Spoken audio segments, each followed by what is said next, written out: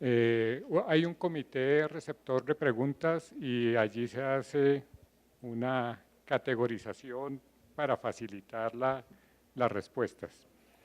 Tengo aquí 8 preguntas, pero es interesante que las preguntas van dirigidas como a una percepción general en el público también, que del tema se ha hablado mucho, pero como que se ha hecho poco. Entonces vamos a ver a leer las preguntas y como no tienen nombre, yo me voy a encargar de dársela a cada uno. No es un orden, es solo secuencial, azaroso, no es. Dice esta, cuando se habla de la cultura de la biodiversidad, irremediablemente se termina hablando de las culturas ancestrales y en la biodiversidad. ¿No son diferentes? ¿Dónde están otras culturas como las campesinas o las abuelas o las de los niños o ahí no entiendo qué dice? ¿Quién quiere contestar? Yo creo que aquí.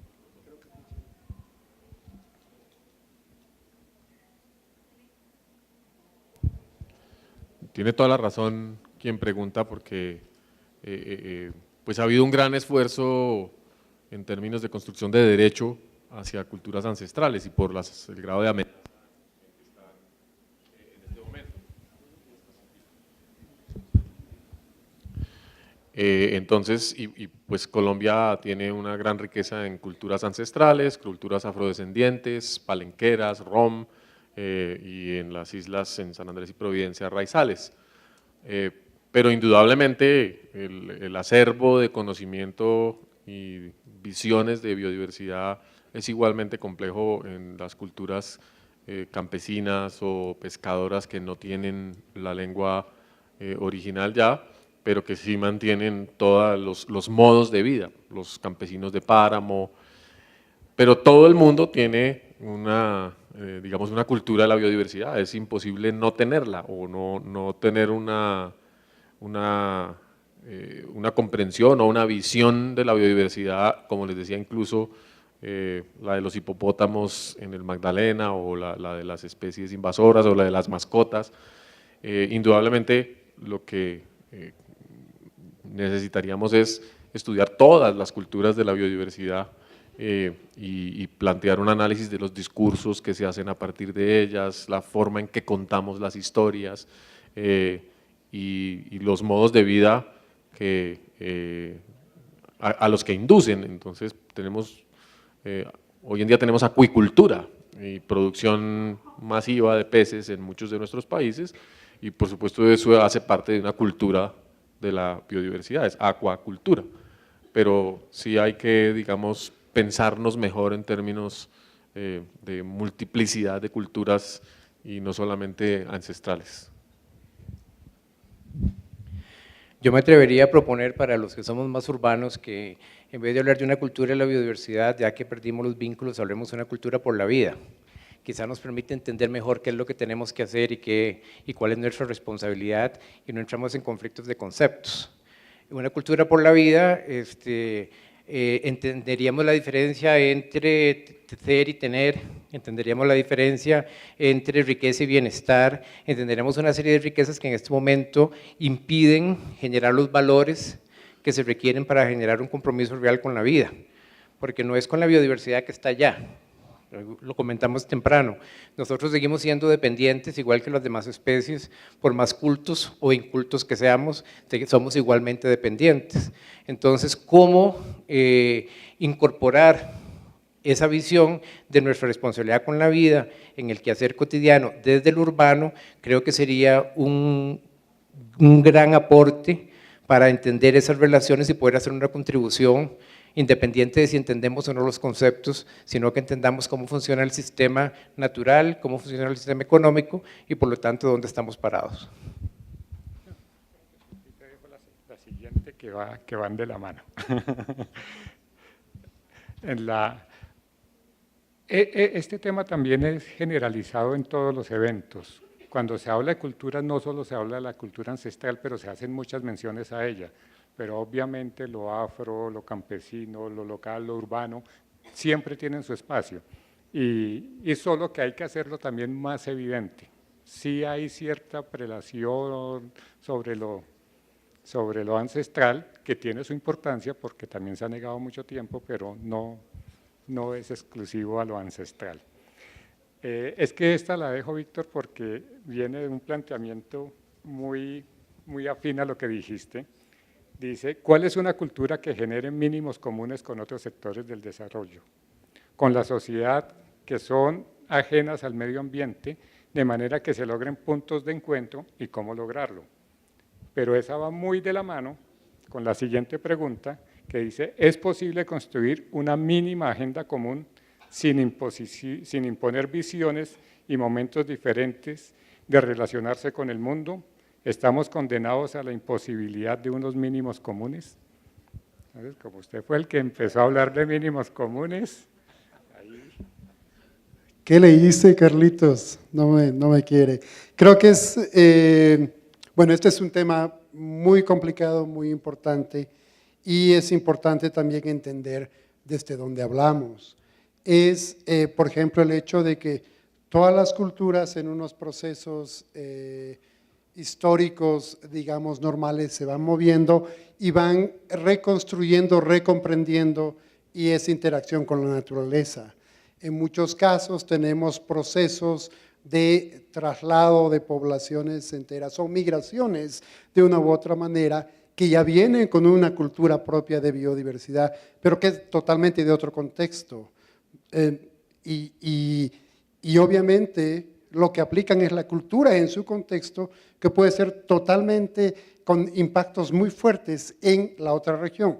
Tuvimos en algún momento un caso en Bolivia de gente que vivía en el altiplano, de ahí fueron migrantes en Argentina, con la crisis de Argentina, volvieron a Bolivia, ya no tenían tierra que habían dejado, los llevaron a un área tropical y en menos de 2 semanas teníamos como 500 hectáreas así, planitas, hermosas como el altiplano. Entonces inmediatamente hubo que conseguir saberes locales, doña Panchita, don don el otro, para decirles, no, esa madera que acaban de quemar tiene un precio de mercado increíble, o estas otras hierbas funcionan así. Creo que entonces es importante desde el entendimiento, desde la tolerancia, desde la comprensión de dónde viene cada uno, tratar de construir esa agenda común.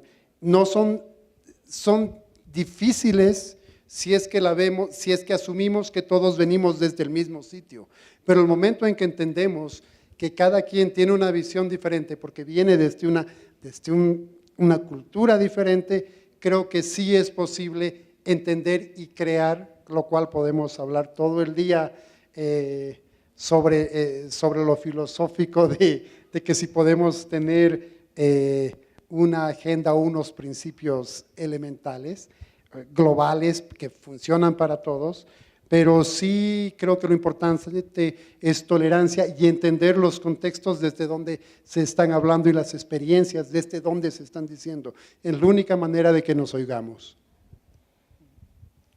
Nada más para complementar un poco esa idea, es cierto, a base de las experiencias en los proyectos, también con pueblos indígenas, yo creo que todavía sigue siendo un desafío muy grande de entender culturas como sistemas dinámicas, no estáticas, que pueblos indígenas tampoco son museos a aire libre, sino que también tienen su propio derecho de desarrollarse de su propia forma. Entonces, aceptar este tipo de autogestión y autodeterminación, yo creo que ese es el problema más grande para alguien que quiere conservar, ¿no?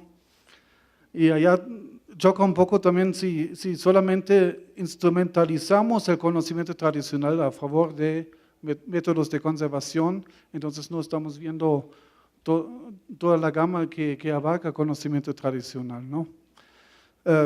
El sesgo que muchas veces tenemos que, en primer lugar vemos el conocimiento de pueblos indígenas, tiene que ver también en que se busca entenderlo como una relación estrecha con su ambiente.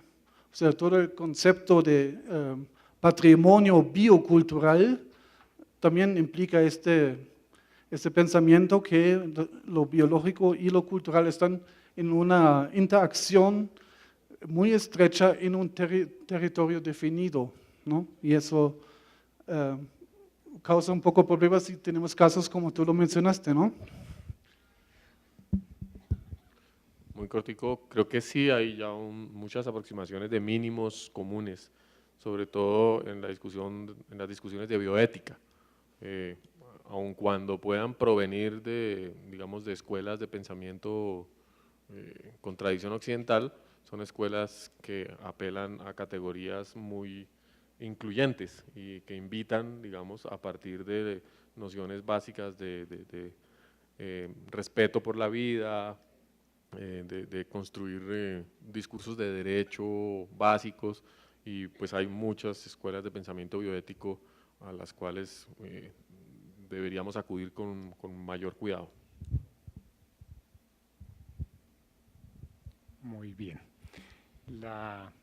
Así es que todas las preguntas obviamente van sobre los temas hablados y se pueden reiterar un poquito, pero a partir de la respuesta de Brigitte al final, ahí viene una que dice, ¿qué trabajo han realizado o podían realizar desde sus instituciones para fomentar diálogos sobre biodiversidad entre grupos diferenciados culturalmente entre sí y cuyas visiones y o percepciones tienen impactos en la gestión y uso de la biodiversidad?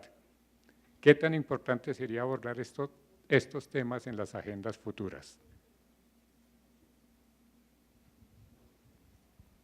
¿Le tocó? Bueno, eso es básicamente lo que hace mi institución, tratar de crear estas plataformas de diálogo a los diferentes niveles, tanto a niveles locales, nacionales y en la región, bueno, y a nivel global también. Entonces, sí es una parte de trabajo nuestro y por lo menos la mayoría de las instituciones, incluido el Humboldt, que es miembro de la Unión, tratamos de crear esto, y esto es interesante porque crea unos procesos de gobernanza que ya se habló toda la mañana, interesantes dentro de la misma institución. Es decir, a veces tenemos esos grandes desafíos de cómo nos organizamos dentro de la misma unión para debatir estos temas y cómo creamos esta plataforma de discusión, y especialmente cómo tenemos otros actores. Por ejemplo, ahora hace unos 2 reuniones, voy a tal vez hablar en críptico, la Unión tiene reuniones de consejo 2 veces al año, y consejo es un grupo de gente que toma las decisiones entre los congresos. Entonces, consejo se reúne 2 veces al año, y un tema que estamos hablando de quiénes ser miembros era el tema de las instituciones de gobierno de nivel local. No fue aprobado, es todavía una discusión, y esos son los desafíos que incluso dentro de mi institución tenemos, que si bien estas instituciones pueden estar representadas como miembros, estamos todavía cambiando nuestros procesos de gobernanza, los estatutos, para abrir esos espacios. Tenemos organizaciones indígenas dentro de la Unión, en el caso de Latinoamérica es la COICA, la Coordinadora de Pueblos Indígenas de la Amazonía, pero ¿cómo logramos que otros más ingresen? Y eso creo que es un desafío interno como organización y como sociedad que tenemos de abrir esos espacios. Yo diría que quizá el territorio es la unidad común que nos permite integrar visiones, esfuerzos, agendas, y que el esfuerzo debe girar mucho en cuanto a qué entendemos por el territorio y cómo nos relacionamos con el territorio. Nosotros no tenemos muchas experiencias, tenemos algunas en cómo poder sentar a la gente de turismo con la de ganadería, con la de piña, con la de conservación, a definir qué hacer con un territorio y evidenciar de nuevo las relaciones no se ven. Bueno, o sea, una vez que estuvimos en Medellín, me decía Brigitte, ¿viste el funcionamiento del ecosistema y los procesos de regulación, los procesos, ¿verdad? Por supuesto, eso no se ve, mucho menos lo ve un productor de otro sector, ¿verdad? Entonces, es cómo poner sobre la mesa de qué depende la producción de la piña, de qué depende la producción de ganado, desde el punto de vista ambiental, del funcionamiento del sistema, y eso nos toca a nosotros. Ok, perdón, ya me emocioné, voy muy rápido. ¿Qué significa el agua que necesitan los ganaderos o los que necesitan los piñeros o los que necesitan cómo se genera, dónde se genera o cómo se mantiene la calidad del suelo o cómo se obtiene la belleza escénica que se requiere, cómo se mantiene. Hay elementos de funcionamiento del sistema que los sectores productivos no los ven. Nos toca a nosotros, que sabemos un poquito de eso, ponerlo sobre la mesa para que entiendan entonces por qué estamos dando una lucha que no es una lucha nada más por el pajarito, es una lucha por la vida, ¿verdad?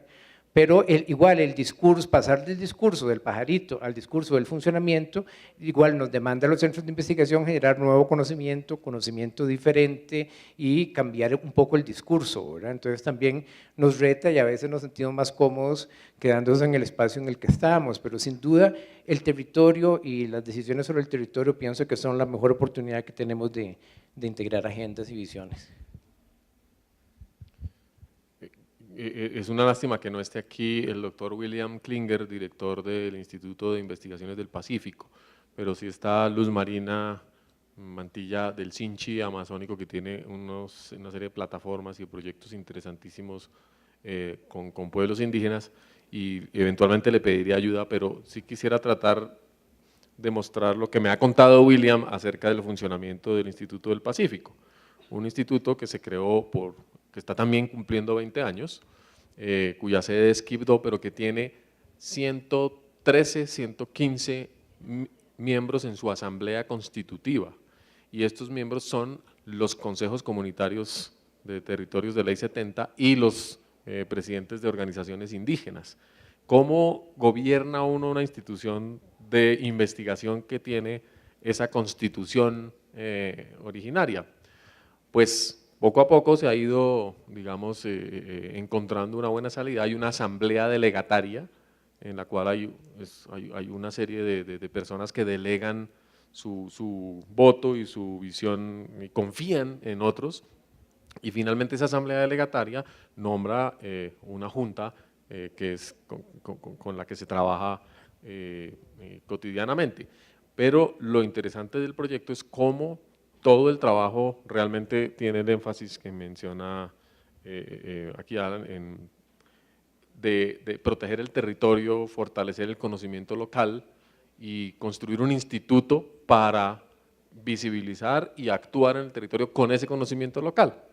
Entonces, sus revistas son Etnobiodiversidad, ¿cierto?, donde escriben y trabajan y documentan ese conocimiento, esas prácticas, esos procesos, y cada día ganan acceso y garantizan que la participación no requiere consulta previa, por ejemplo, porque pues son los interesados los que están construyendo ese conocimiento, y así poco a poco ha ido creciendo, digamos, el instituto de una manera muy distinta a como hemos crecido nosotros. Y desde el Instituto Humboldt, pues como nuestro mandato es producir conocimiento para la mejor toma de decisiones de Colombia, de los colombianos, pues las autoridades indígenas son autoridades públicas, estamos al servicio de esas autoridades. El instituto debe producir conocimiento para la mejor gestión de la biodiversidad en los territorios indígenas o para las autoridades indígenas. Entonces eso cambió un poco la forma de percibir la relación con las autoridades y las organizaciones indígenas, porque somos nosotros los que tenemos que, digamos, ajustarnos a la demanda que ellos tienen de gestión de biodiversidad.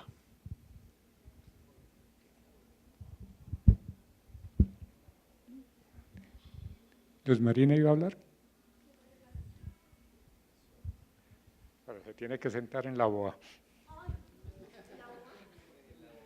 El pensador. No, yo me siento aquí. Gracias, Brigitte, por invitarme y por tener en cuenta la experiencia que tenemos desde lo local con el instituto. Un poco, pues, biodiversidad sin conocimiento tradicional y sin territorio realmente no tiene sentido en términos locales, ¿cierto? La Amazonía en Colombia es el 42% del territorio, tiene 6 departamentos sobre los cuales actúa, 10 departamentos sobre los cuales actúa totalmente, 10 sobre los cuales actúa parcialmente. Y nosotros hemos tenido que aprender realmente a relacionarnos con todos los diferentes grupos humanos que existen en la zona. Tenemos diferentes proyectos, yo creo que en los 5 programas que tiene el instituto, en todos existen conocedores indígenas, desde los que tienen que ver con los inventarios, pero yo quiero insistir en 2 cosas. Una, que sí podemos compartillar, como dirían en portugués, el conocimiento tradicional y el conocimiento occidental. Tenemos ejemplos muy interesantes en las zonas de frontera con el manejo de algunos recursos naturales que son muy importantes para la salud humana, por ejemplo, una especie que se llama camu camu, que es muy importante en la región amazónica y que tiene una importancia bastante grande en términos de la concentración de vitamina C y de antioxidantes que tienen esta especie, pero como esas habrán otras más. Hoy, con un esfuerzo muy interesante, hemos podido y hemos logrado trabajar en una arquitectura interinstitucional distinta, donde los temas de la gobernanza local son, yo diría que bastante particulares, pero hemos logrado que ese producto, con el apoyo, con el conocimiento, tanto de ellos como de nosotros, se pueda cualificar y vender en algunos mercados interesantes en el centro del país, o sea, aquí en la parte nacional. Eso requirió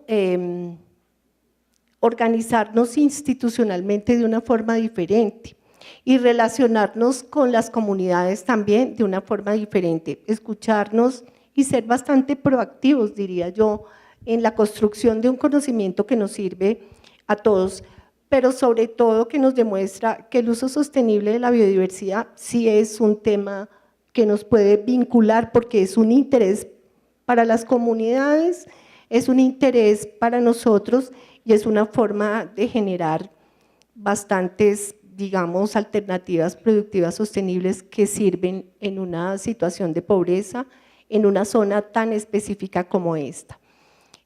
Nosotros hemos con las comunidades también trabajado indicadores distintos de los indicadores que se conocen en lo nacional, indicadores de bienestar distintos del enfoque de educación y de salud, más sí los indicadores que tienen que ver con los bailes, con la cultura, con la salud de las comunidades, con el enfoque de Maloca y con el enfoque de Mambeadero. Muchas gracias. No. Está invitada a quedarse.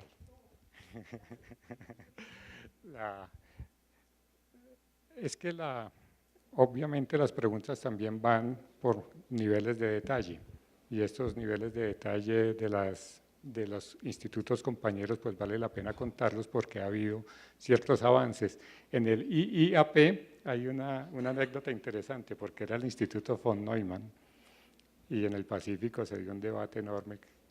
¿Qué es? ¿Quién? ¿Por qué? ¿Y esto qué? ¿De dónde viene? Pero el IIAP, hace unos 10 años, tuvimos una serie de interacciones para dar fortalecimiento de capacidades en investigación participativa.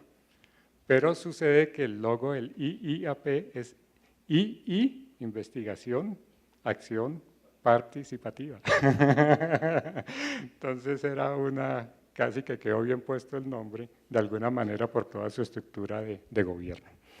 Hay 2 pares de preguntas que están muy relacionadas con lo que acaban de decir, pero también preguntan un poco más por el detalle.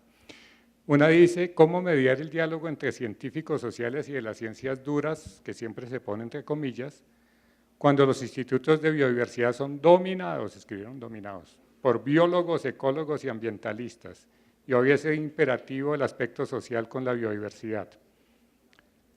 Y de la pregunta colateral a esa dice, ¿cuál sería el rol de los institutos de investigación como dinamizadores de la apropiación social de la biodiversidad? Hagamos una ronda. Repetime la primera porque me la perdí.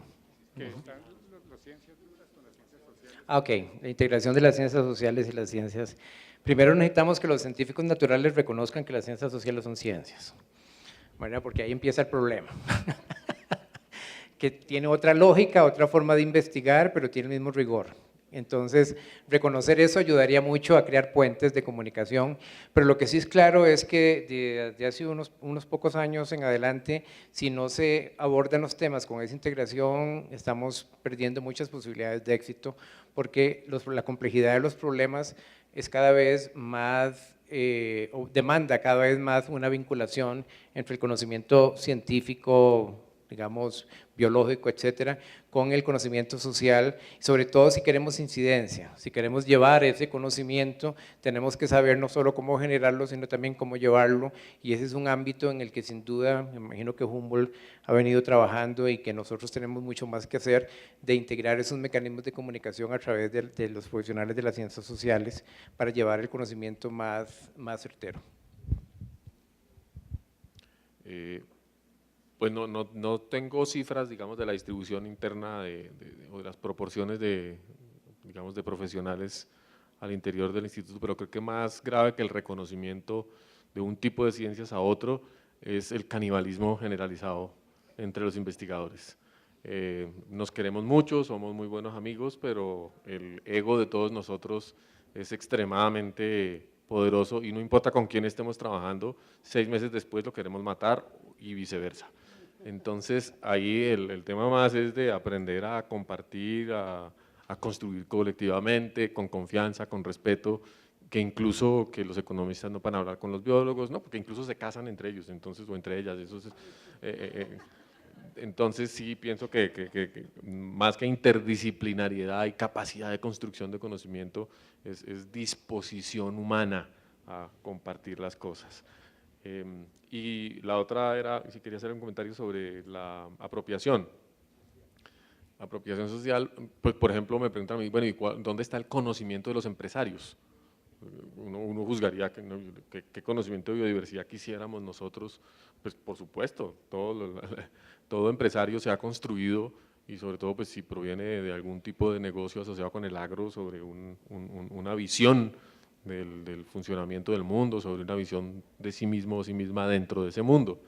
Y no hemos hecho un esfuerzo para entender tampoco cuáles son sus visiones, sus compromisos, sus apuestas, y ahí hay otro trabajo de comunicación que hacer. El instituto tiene desde hace poco tiempo, por ejemplo, diplomados o plataformas virtuales para intercambio de conocimiento y construcción colectiva, de manera que pues puedan ser cientos de personas los que interactúan a través de educación virtual para hacer ese tipo de procesos de construcción de biodiversidad con múltiples perspectivas. Sí, totalmente de acuerdo de que muchas veces llamamos a reunión y decimos, bueno, vamos a hablar de temas técnicos y mis colegas de las ciencias sociales me dicen, sí, nosotros también somos técnicos. Entonces, muchas veces estoy de acuerdo, el reconocimiento de lo social es muy importante, creo que estamos avanzando bastante en estos procesos y solamente comentar en el tema de la apropiación social, lo importante es cómo logramos que todos los sectores lo hagan. Por ejemplo, hay un sector que normalmente no hablamos mucho, que es el sector de los deportes asociados a la naturaleza. Ese es un ejemplo que no necesariamente, y es uno de los temas que debemos incidir, más allá de carrera de campo traviesa, que no hay mucho problema, pero cuando ya tenemos quadratracks, cuando tenemos áreas de anidación en medio de los circuitos o áreas frágiles, es un tema cómo logramos esa apropiación social, entender que nadie está en contra de muchas actividades de recreación de nuestras sociedades, pero es entender también de que en qué procesos y como lo decían muy enfáticamente en qué territorio estamos. Entonces creo que nos da muchísimos ángulos para trabajar y tenemos que trabajar en todos esos ángulos. Yo creo que el tema biodiversidad sí está en la tendencia de una importancia creciente. O sea, cada vez, aunque no está en el público creciendo tanto como cambio climático, pero digamos en la sombra, sí, biodiversidad está cada vez más importante en un público más amplio. Y para atacar los diferentes temas que la biodiversidad también tiene en cierto sentido un carácter transversal, es, de mi opinión, inevitable de llegar a una cultura también de multidisciplinaridad. Yo no digo interdisciplinaridad, pero multidisciplinaridad, y me consta que ramos como etnobiología, etnoecología, ambientalistas, economistas ambientales, sí son personas claves también de atacar los diferentes temas. Algunos temas como por ejemplo las reservas de la biosfera son por ejemplo temas que venían de un ámbito cultural de la UNESCO y se llevaron al ámbito biólogo, de los biólogos, y hasta ahora las zonas de amatigamiento son zonas donde podemos tener esa discusión multidisciplinaria siempre de nuevo, también cómo diseñar la agricultura, cómo tratar el tema de etnias dentro de las zonas de amatigamiento. Eso en el comienzo fue algo como una aventura, pero con la importancia creciente del tema nos va a llevar siempre cada vez más a este ámbito de multidisciplinaridad. De eso estoy convencido.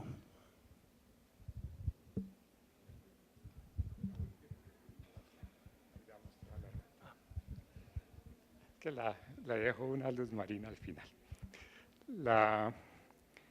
El llamado, y yo también creo que en el público está todavía la percepción esta que hay una distancia enorme entre ciencias básicas y ciencias duras y las ciencias sociales, pero sí hay avances y hay avances grandes en la academia misma y el avance en lo que llamamos ciencia holística y esto, yo creo que ahí tenemos todavía unos desafíos por consolidar, pero hay avances agradables en ese sentido. Y es que estas últimas dos también vienen en conjunto, que van sobre la innovación. Dice, ¿cuál es el papel de las instituciones nacionales vinculando conocimientos locales con sistemas de gobernanza? ¿Qué habría que innovar? Y la otra dice, se ha tratado la problemática en el tema de la conservación de la biodiversidad, pero como tal, ¿cuál sería el plan de innovación que se pretende proponer para ejercer de aquí en adelante desde la cultura? Pues innovaciones culturales para la biodiversidad y la gobernanza. Eso sería el conjunto de preguntas. Ajá.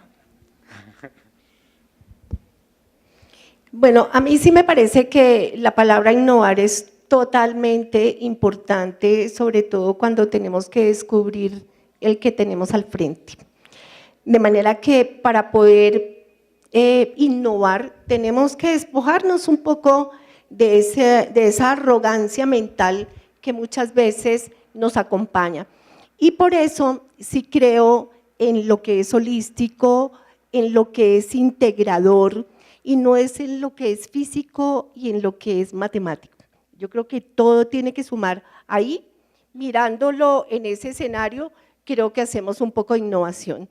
Pero innovar también significa acercarnos y entender que somos iguales en el tema del conocimiento.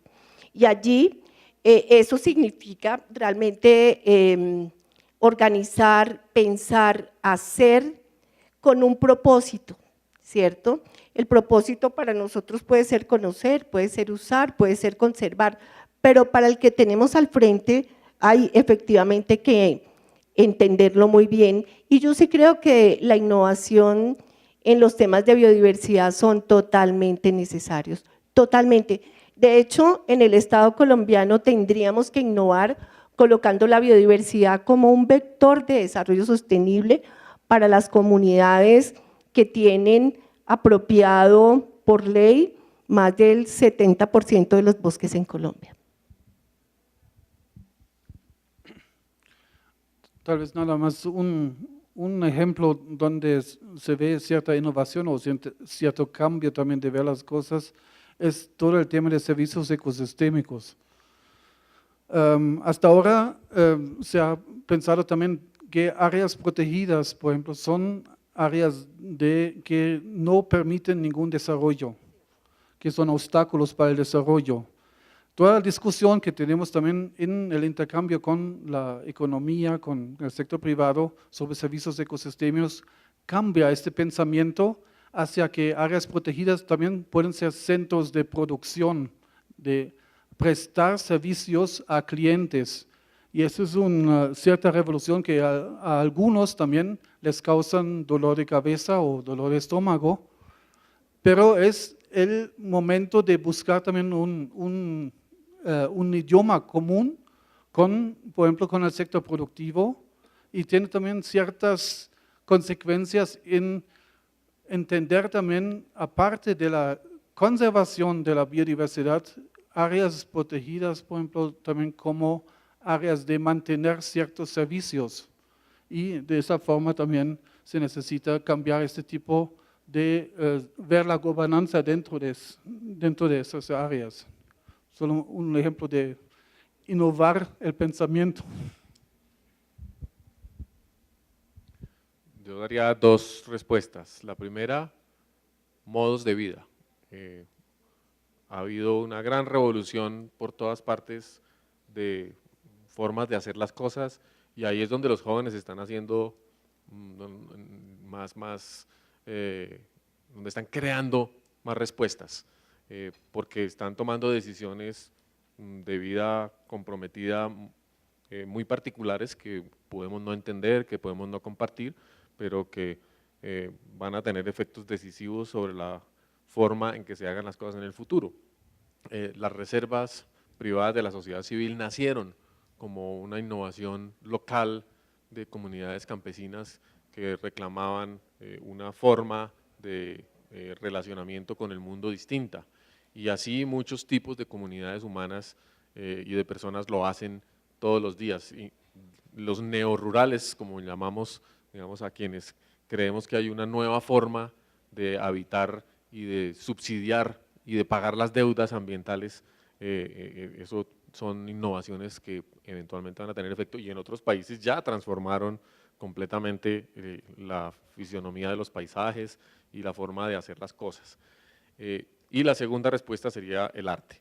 El arte nunca nos traiciona, el arte siempre es la respuesta más genuina y creativa del genio humano para interpretar el mundo de muy diversas maneras, y la innovación cultural más enriquecedora en la que siempre podemos confiar es la promoción y el trabajo artístico.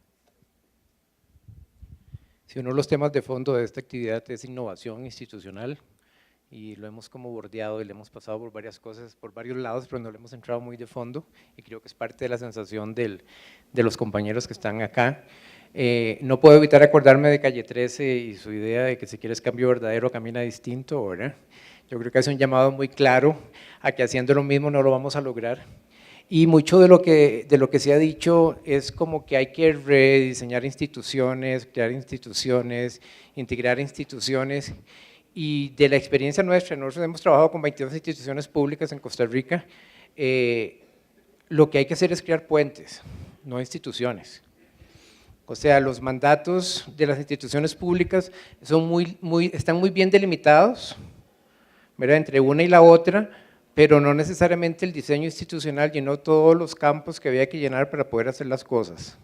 Entonces, yo llego hasta aquí y el otro su mandato empieza aquí, pero en medio hay algo que hacer que no le toca a nadie, y como la institución pública solo puede hacer lo que se le indicó, entonces queda un vacío. Y se los digo porque mucho del trabajo que hacemos con las instituciones públicas es llenar esos vacíos. Por ejemplo, tenemos parques donde estamos introduciendo biodiversidad urbana con el Ministerio de Deportes, pero el Ministerio de Deportes no puede vender madera de los árboles que estamos quitando, porque no está dentro de su mandato, ¿verdad? Entonces nosotros hacemos un convenio donde nosotros nos encargamos de la madera, se la llevamos al Ministerio de Justicia para que los centros penales hagan muebles, pero ellos no pueden vender los muebles, porque no tienen eso dentro de su mandato, ¿verdad? Se lo menciono que es hasta visible, ¿verdad? Pero así es como funciona la realidad. Hay brechas entre los quehaceres de las instituciones que mientras no se logren llenar, no vamos a lograr generar procesos integrados. Entonces, yo diría que para el diseño institucional necesitamos dos cosas: crear puentes, probablemente algunos muy formales vía decretos, pero sobre todo romper barreras y barreras mentales. Ayer lo comentábamos en el Ministerio del Ambiente, ¿verdad? ¿Por qué no nos ponemos a pensar si la forma en que lo hacemos, lo hemos hecho siempre, es la correcta, si a lo que estamos dedicando a la gente es a lo importante o simplemente nos dominó la costumbre? Para mí fue muy revelador una vez que le pregunté a la directora del Instituto Mixto de Ayuda Social en Costa Rica, que es el que tiene que ver con la reducción de la pobreza, yo le digo, cuénteme por qué cuesta tanto que las instituciones públicas coordinen. Y me dice, porque a mí me evalúan por lo que hago, no por lo que coordino. Dramático, ¿verdad? Dramático, pero nos da una idea de lo que estamos hablando. O sea, ya tiene un mandato delimitado y lo que se haga ahí, eso es lo que puede capitalizar o reportar. Entonces, ¿cómo rompemos barreras mentales de que es que no se puede, esto no se debe? Pero pensémoslo dos veces. Ayer hablábamos de que cuando en un caso como el SINA, que está cumpliendo 20 años, valdría la pena una reflexión, no sobre qué hacen, ni cómo hacen, ni por qué lo hacen, sino para qué fue creado. Después de para qué fue creado, va a entender si lo que está haciendo era o no era, y si lo que está haciendo responde a coyunturas políticas o económicas, y si habría que dar un giro. Porque lo importante es, si las instituciones todas también, a pesar de sus brechas, hicieran lo que les toca, probablemente el sistema funcionaría un poco mejor. Entonces, un llamado aquí, casi para terminar, de que este diseño institucional, más que nuevas instituciones, necesita vasos comunicantes. Víctor, ¿por qué brincó el de gobernanza? No, porque ya lo había comentado. Bueno, esas eran las preguntas. Ya pues se tiene una visión más clara de del tema a abordar hoy, que siempre es difícil poderlo encajonar. Pero queda clarísimo que los aspectos culturales, que la visión cultural es todo un desafío que tenemos. Y yo voy a volver a la BOA, al territorio y a lo que ella significa. No los voy a hacer sentar más, ya no los hago sufrir más. Pero no en vano, los mensajes van y la simbología tiene su sentido. Aquí faltan muchas bancas. En verdad, esta BOA era un tambor de piso en el que hacen los rituales los indígenas Huitoto. Y ese tambor de piso es recordarles a ellos que es uno en el mundo y que el mundo es uno. Y que cumpliendo su tarea ritual, le cumple a los demás. Cada cual tiene que cumplir su tarea porque si no desordena el mundo. Y aquí hacen falta muchos banquitos, que eso es parte de la innovación para la gobernanza. ¿En dónde están las comunidades sentadas? Es necesario tener a las comunidades sentadas permanentemente en todos los espacios de diálogo y en todas las formas de organización y representación y de acción.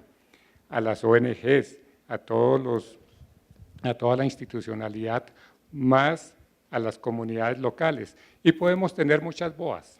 Esto es la gran BOA del Amazonas, pero a la vez cada uno de sus tributarios es una BOA que debe velar por el cuidado de su territorio.